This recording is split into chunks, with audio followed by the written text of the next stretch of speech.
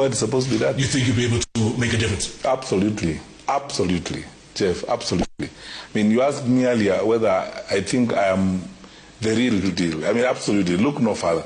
Because you see, I keep saying every day, people tell me that running government is very difficult and so on. It's not.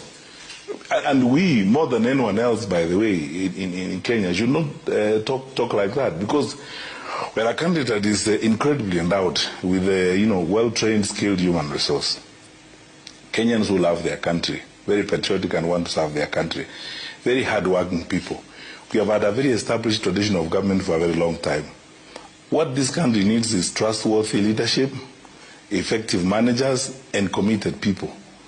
And the focus, for example, as I keep saying, the focus for us and the focus for me, if I got the opportunity, is to restore the trust of the people in government, so that the government can be believed again. Dr. You believe government yourself when they tell you the things they tell you.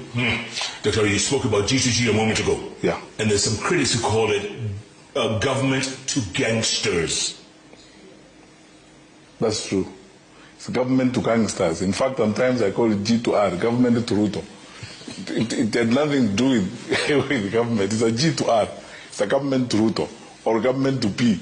G to P. It can't be G to G because G to G must be Aramco and the other companies involved on the other side are government. But on this side, Gov Energy is not government. And all these other private sector players who are involved, Starbucks and so on, are not government.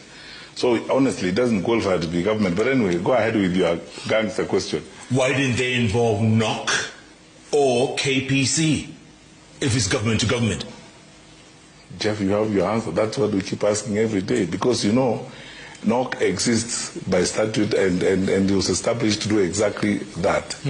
And over the years, NOC has done this. When we worked on our G2G arrangement in the first when we were in government, we worked with NOC. I don't understand. I cannot understand for the life of me, and that's why we conclude that it's so obvious and apparent that this was being done because it's intended to benefit individuals and cartels in government. And if they think we are wrong, why can't they publish the details? You keep asking that. Why can't they publish the details? And you see, this unaccountable way of life or unaccountable way of managing the country is what is causing the challenges that you have seen since 25th June 2024 with the Gen Z. On that particular day, Kenya's younger population literally wrote what you describe as a manifesto for modern Kenya.